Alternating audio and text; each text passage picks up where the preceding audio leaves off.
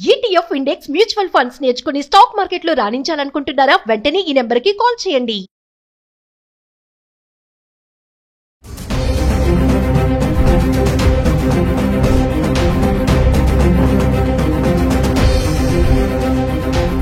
Hi hello నమస్తే, welcome back to Suman TV. ప్రస్తుతం మనతో పాటు ఉన్నారు analyst and TEDx speaker Nandi Rameshwar Rao గారు. సార్తో మాట్లాడదాం.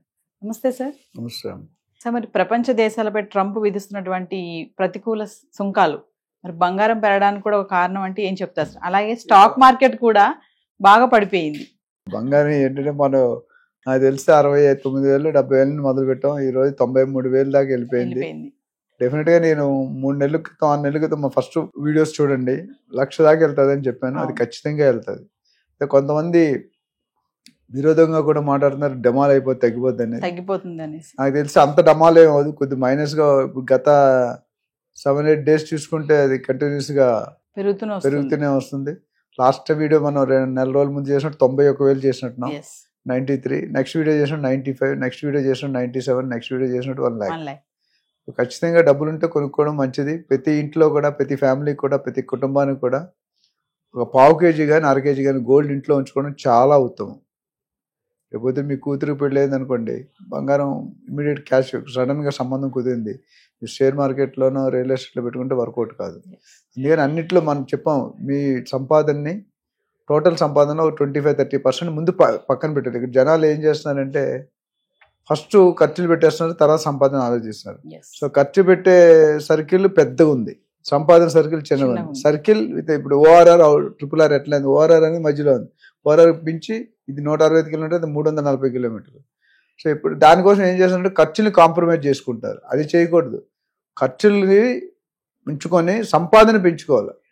ఆ విధంగా చూసుకుని గోల్డ్లో ఇన్వెస్ట్ చేసేవాళ్ళు మనం దాదాపు లాస్ట్ 2-3 డికెట్స్ చూస్తే లాభమే పెరిగింది. నేను చెప్పాను 2011-12లో 28,000 24 క్యారెట్ తులం బంగారం. ఈరోజు 93,000, అంటే more than 3 times. 24-72 almost close to 3.5 times ఉంది. సో పెరిగింది. అయితే డెఫినెట్గా ఇన్వెస్ట్మెంట్లో 3-4 రకాలు చూస్తాం మనం: stock market, gold market, real estate market and other government bonds, mutual funds, NSCలు, నేషనల్ పెన్షన్ స్కీమ్ అన్నీ. ఇవన్నిట్లో కూడా ఉత్తమమైనది అయితే డెఫినెట్గా నేను ఫస్ట్ ప్రియారిటీ ఇచ్చేది రియల్ ఎస్టేట్. కాకపోతే రియల్ ఎస్టేట్ కొద్దిగా స్లోగా ఉన్నప్పుడు మిగిలిన ఆప్షన్లు gold, stock market. Real estate, stock market ఒక డౌన్లో ఉన్నప్పుడు గోల్డ్ మార్కెట్. సో ఇది తిరుగుతుంటుంది, రింగ రోజు మ్యూజికల్ చైర్స్ ఉంటుంది కదా, triangle love story, gold, real estate, stock market. So అలా చూసుకుంటే ట్రంప్ గారు ఏం చేశారంటే సుల్కాలు అంటే what ever the tax component, మనం ఇండియా పెట్టినప్పుడు మనం రామ్ కిసిసే కమ్నే నేనేం తక్కువ, మోడీ గారితో కలిసినప్పుడు కూడా డిస్కషన్ జరిగినట్టుంది. సో మీరు షోలేలో గబ్బర్ సింగ్ డైలాగ్ ఉంటుంది, మేక్కో మారేగా తమ చార్కో మారేగా, నువ్వు 10% వేస్తే నేను 40% వేస్తాను వార్నింగ్ ఇస్తున్నాడు ట్రంప్ గారు. సో అది ఆయన దేశానికి ప్రైమ్ మినిస్టర్, ప్రెసిడెంట్గా is correct, but outside వరల్డ్కి మే నాట్ బి కరెక్ట్. మీకు అర్థం ఉందా? ఆయన దేశం ప్రకారం చూసుకుంటే ఆయన ప్రెసిడెంట్ కాబట్టి ఆయన దేశాన్ని ఆయన ప్రొటెక్ట్ చేసుకోవాలి, ఆయన దేశానికి సంపత్ సృష్టించారు కాబట్టి కరెక్టే.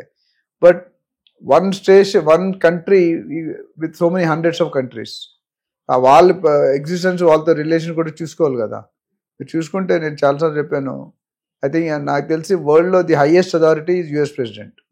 దానికి మించి పెద్ద పొజిషన్ లేదు. అలాంటి ఆయన నరేంద్ర మోడీ గారు వెళ్ళినప్పుడు కుర్చీ లాగి కూర్చోబెట్టాడు. వెనకాల కుర్చీ లాగేది ఏ ఆఫీస్ బాయో మేనేజర్ అయి ఉంటాడు, కానీ హైయెస్ట్ లెవెల్లో ప్రెసిడెంట్ అయి ఉండి కుర్చీ లాగి కూర్చోబెట్టాడు. అది సినిమానా ప్రేమనా మనం ఎలాగైనా పర్సీవ్ చేసుకోవచ్చు. But is come down. ఒక ఆయన యాంకర్ క్వశ్చన్ అడిగాడు, ప్రైమ్ మినిస్టర్ గారు నరేంద్ర మోడీ గారు పెద్ద టాపా, US ప్రెసిడెంట్ డొనాల్డ్ ట్రంప్ గారు టాప్? ట్రంప్ గారే చెప్పాడు, నేను కాదు నరేంద్ర మోడీ గారు అని. ఆయనకి ఇమేజ్ ఉంది. మోడీ గారు కూడా has created a history, 3 times CM 3 times PM అనేది. అంటే 30 సంవత్సరాలు ఆయన పవర్లోనే ఉన్నాడు. ఆయన వయసులో మేబీ 70 ఎంత ఉంటాయి, 75 ఉంటాయి. So more than 50% is in power, that to top most position, CM of Gujarat and president prime minister of India. So ఆ విధంగా చూసుకుంటే ఈ ట్యాక్స్లు అనేది డెఫినెట్గా there is an impact on the other segments. ట్యాక్స్లు తగ్గినప్పుడు ఏంటంటే షేరింగ్ మార్కెట్ పడిపోయి కొద్ది స్లో డౌన్ అవుతుంది. స్లో డౌన్ అయినప్పుడు షేర్ వాల్యూ పెరగదు. ఇప్పుడైతే టర్న్ ఓవర్ ఎక్కువ అవుతుందో ప్రాఫిట్స్ ఎప్పుడు వస్తాయి? మనం టర్న్ ఓవర్ చేయాలి. టర్న్ ఓవర్ ఎప్పుడు అవుతుంది? ట్యాక్స్లు తక్కువ ఉండాలి. ట్యాక్స్ నేను ఒక ఎగ్జాంపుల్ చెప్తాను. రీసెంట్గా నేను 2008-9లో సోనీ టీవీ కొన్నాం. అప్పట్లో 78,000, అది 40 inches సైజు. ఇప్పుడు నేను లాస్ట్ వీక్ రీసెంట్గా ఒక టీవీ కొన్నాం 55 inches, అంటే 40 inches వేరు, 55 inches వేరు. అది ఓన్లీ 55,000 60,000 ఉంది. అప్పుడు 15 years 16 years బ్యాక్ చిన్న టీవీని 75,000-80,000 కొన్నాం. దానికంటే పెద్ద టీవీ ఇప్పుడు 55,000-60,000 కొన్నాం. అంటే ట్యాక్సెస్ కాంపోనెంట్ చాలా, ఎక్సైజ్ డ్యూటీ, కస్టమ్ డ్యూటీ ఎక్కువ ఉండేది ఒకప్పుడు. 1990sలో 2000లో చూసుకుంటే కస్టమ్ డ్యూటీ ఎక్కువ ఉండేది. దాన్ని తగ్గించుకుంటూ వచ్చారు. ఇప్పుడు దానివల్ల మనకి ఎలక్ట్రానిక్ వస్తువులు చాలా, మొబైల్స్ ఇవన్నీ కూడా చీప్. ఒకప్పుడు చాలా కాస్ట్లీ ఉండేది. సో ఆ విధంగా చూసుకుంటే ఈ ట్రంప్ టాక్సేషన్ అంటే ఇండియాకే కాదు, చైనాకి, జపాన్కి, మెక్సికోకి, కొన్ని కంట్రీస్ ఉన్నాయి, కెనడాకి, ఇవన్నీ కూడా దీస్ లిటిల్ యాంటీ. అంటే మన రెవెన్యూ వాళ్ళు తీసుకెళ్ళిపోతున్నారు, వాళ్ళు మన ట్యాక్సేషన్ మనం ఎందుకు వేయకూడదు అనే ఉద్దేశంలో చెప్పాడు. నేను చెప్పిన వాటి వినకపోతే ఇప్పుడు 25% వేస్తాను, తర్వాత వీలైతే 100% కూడా వేస్తాను. నేను పెద్దాన్నే, ఇప్పుడు అక్కడ తుమ్మినా ఇక్కడ తుమ్మినట్టే, అక్కడ తగ్గితే ఇక్కడ తగ్గినట్టే. సో పెద్దాన్ని చేసినప్పుడు అన్నిటికీ వర్త్. ఫ్యామిలీ హెడ్ లాగా మొత్తం ఉన్న కంట్రీస్ అన్నిటికీ హెడ్ ఎవరంటే యుఎస్ ప్రెసిడెంట్. ఇవాళ ట్రంప్ అయి ఉంటారు, రేపు సంబడి ఎల్స్ ఉంటారు. కానీ ట్రంప్ తాలూకు ఉద్దేశం ఏంటంటే, నేను రిజైన్ చేసి, అంటే నా పదవి సమయం అయిపోయే లోపు నేను ఒక చరిత్ర తిరగరాయాలి, rewriting the history, I'm the reason. అంటే నన్ను చిరకాలం ప్రజలు గుర్తుపెట్టుకోవాలి, ఇది ట్రంప్ వల్ల అయింది. మహాత్మా గాంధీని ఎలా గుర్తుపెట్టుకున్నా ఆయన లెవెల్లో ఊహించుకుంటున్నాడు. మహాత్మా గాంధీ ఇంటెన్షన్ పర్పస్ వేరు, ఈయన ఇంటెన్షన్ పర్పస్ వేరు. ఆయన దేశం కోసం సామాన్య కష్టపడ్డాడు, ఈయన యుఎస్ కోసమా లేకపోతే ఆయన సొంతం కోసం మనకు తెలియదు. సో ఓవరాల్గా చూసుకుంటే taxation is going to spoil up to the relationship between the countries, partnership countries. Yes, exports మీద కూడా, ఎక్స్పోర్ట్స్ మీద, ఇంపోర్ట్స్ మీద ఇంపాక్ట్ పడుతుంది. అది మెయింటైన్ చేసుకుంటే బెటర్. ఇప్పుడు వీసా అనేది ఆ country personal issue, but taxation అనేది ఇట్స్ అవుట్ సైడ్. మీరు సొసైటీలో ఎదగాలంటే మీరు ఒక్కరుంటే, మీ ఫ్యామిలీ, మీ చుట్టాలు, మీ ఫ్రెండ్స్, మీ వెల్విష్ అందరు ఉంటేనే మీరు హ్యాపీగా ఉండగలరు. ఇక్కడ ఆ పరిస్థితి కనిపించట్లేదు. అంటే టారిఫ్ ఎఫెక్ట్ సార్, ఇప్పుడు గోల్డ్, సిల్వర్, వజ్రాభరణాలు వీరన్నిటి మీద పడుతుంది అంటారా బాగా? ఒకసారి వేయడంటూ మొదలు పెడితే అన్ని ఐటమ్స్ దాని percentage rate of taxation different ఉంటుంది, పడుతుంది డెఫినెట్గా. ఒకసారి వేయాలని డిసైడ్ అయినప్పుడు నీ will put in all things. ఎంత పెడతాడు అనేది డిఫరెంట్. ఇప్పుడు ఆల్రెడీ చెప్పాను ఇనిషియల్గా, జస్ట్ అంతం కాదు ఇది ఆరం, ట్రైలర్ చూపిస్తున్నాడు 25% అని. మెయిన్ సినిమాకి వచ్చాడు అనుకోండి, యూ విల్ పుట్ 100% 75%. లక్ష వరకు వెళ్ళిపోతుంది అంటారు సార్, అందులో డౌట్ లేదంటారా? గోల్డ్ 100% వెళ్తుందండి, అందులో నాకైతే ఏం డౌట్. ఎందుకంటే మాకు ఇన్నర్ సోర్సెస్లో ఇన్ఫర్మేషన్ అంటే ఇంకా అఫీషియల్గా రాలేదు. Going to have a scarcity. ఎంత పెరుగుతుంది? లక్షకైతే రీచ్ అయ్యే సూచనలు చాలా పుష్కలంగా, సాలిడ్గా కనిపిస్తాయి. మనకి ఎందుకు లాస్ట్ 3 నెలలు ఏమైంది మీరు చెప్పండి? ఈ స్టార్టెడ్ 75,000-80,000, 13,000-15,000 పెరిగింది. ఎవ్రీ మంత్ ఒక 5,000 పెరుగుతుందా లేదా?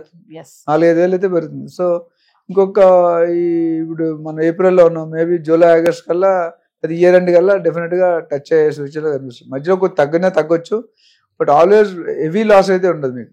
ఎవరైనా కొనుక్కోవడం బెటర్. డబ్బులు ఉంటే అప్పు చేసి కొనుక్కోమని చెప్పను. తగ్గేది కొంచెమైనా, పెరిగేది మాత్రం ఎక్కువ ఉంటుంది. తగ్గుతుంది మధ్యలో, అప్ అండ్ డౌన్ అనేది కామన్ అండి. ప్రతి మనిషి 100 years అయితే 100 years పర్ఫెక్ట్ ఉండలేడు కదా. 20 years బాగుంటే మధ్యలో 2 years సిక్ అవుతాడు, మళ్ళీ పికప్ అవుతాడు, మళ్ళీ సిక్ అవుతాడు. క్రికెట్లో ఒక ఆడుతుంటారు, పడిపోతాడు. నేను చూసుకుంటే SRH వరుసగా 3 మ్యాచ్లు ఓడిపోయింది. లాస్ట్ టైం ఫైనల్స్ అన్ని మ్యాచ్లు కొట్టి లాస్ట్ మ్యాచ్ ఓడిపోయింది.